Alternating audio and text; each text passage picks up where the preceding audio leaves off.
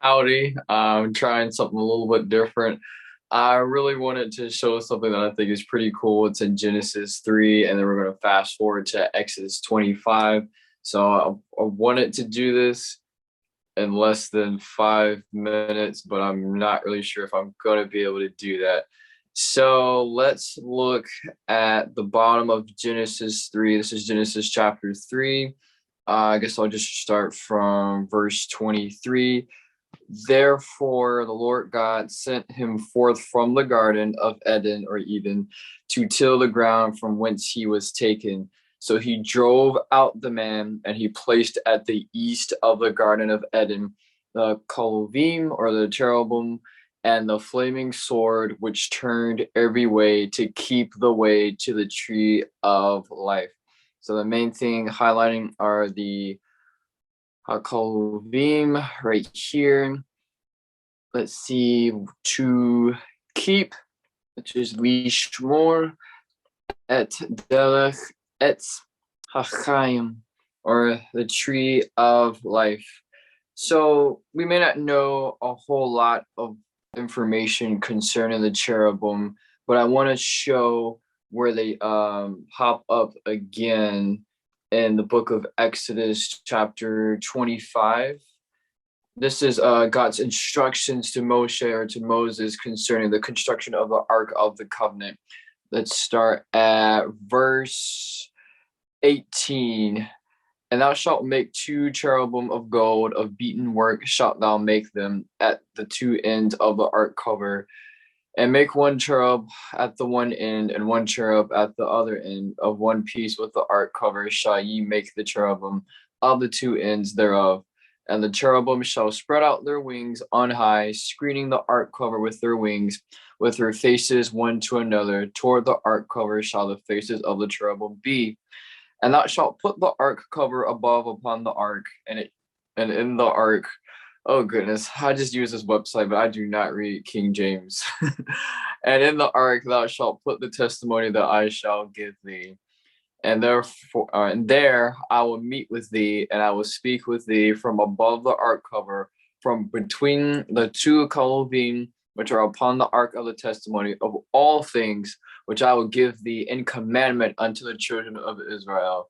So there's a lot going on here, but before I substantiate my point and finalize it, what I want to highlight are the cherubim and how they're on top of the cover over the Ark of the Covenant that Moses is instructed to make, and what is inside this Ark of the Covenant. And it says, and I will speak with the verse 21, and in the ark thou shalt put the testimony that I shall give thee. So basically, that would be the two tablet stones that contain the Ten Commandments. Now, what's interesting about that is there are rabbinically accepted 613 mitzvot, or 613 commandments found throughout the Torah. The Ten Commandments are not the entirety of these 613 commandments. However, they seem to be pretty foundational, from which the other 603 commandments would come from. And what's interesting about that is, remember in Genesis 3, we see the cherubim covering or guarding the way to the Etz Chaim, or the tree of life. And so one thing that's important to understand is that the Torah is viewed as a tree of life. If you go to Proverbs, you'll see that that phrase Etz Chaim sprinkled throughout the book. But one of the most famous usages is in Proverbs chapter 3, verse 18. A tree of life is she to those who grasp her, and those who hold her are deemed happy. Now, if you go to any particular synagogue anywhere in the world, one of the traditional prayers during a liturgical part of the service is the prayer, the Etz Chaim. And no matter which siddur or prayer book you read from, you'll probably find that prayer is somewhere in there. And so I think it's interesting how when we first meet the cherub or the cherubim in Genesis 3, we see him again in Exodus 25, guarding again the tree of life, or the tree of life specifically, which would be the Ten Commandments within the ark. And so I think that's actually pretty cool. Now, the other thing I really wanted to highlight was I think it was verse 22. And there I will meet with thee, and I will speak with thee from above the ark cover, from between the two cherubim. So I want to highlight something here, and I think this is something very much a part of God's character.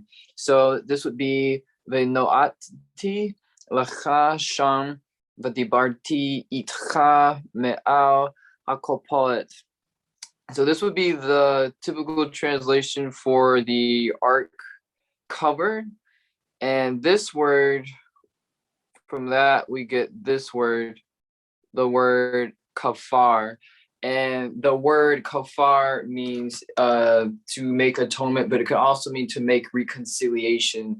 And so I think it's very beautiful that when God speaks to Moses, when he chose that as a designated place to commune with him, he's speaking from the place of redemption. Now, even though underneath the cover are the tablets of the covenant or the 10 commandments, which they would habitually break, I believe that it was upon the cover that the blood of the sacrifices was sprinkled. So God speaks from a place of redemption. And even though everything under the cover, Israel would ultimately rebel against, God still speaks from a place that's covered by the blood of slain animals, but or the blood of the Lamb, which was a shadow of Jesus, but he speaks from the place of redemption.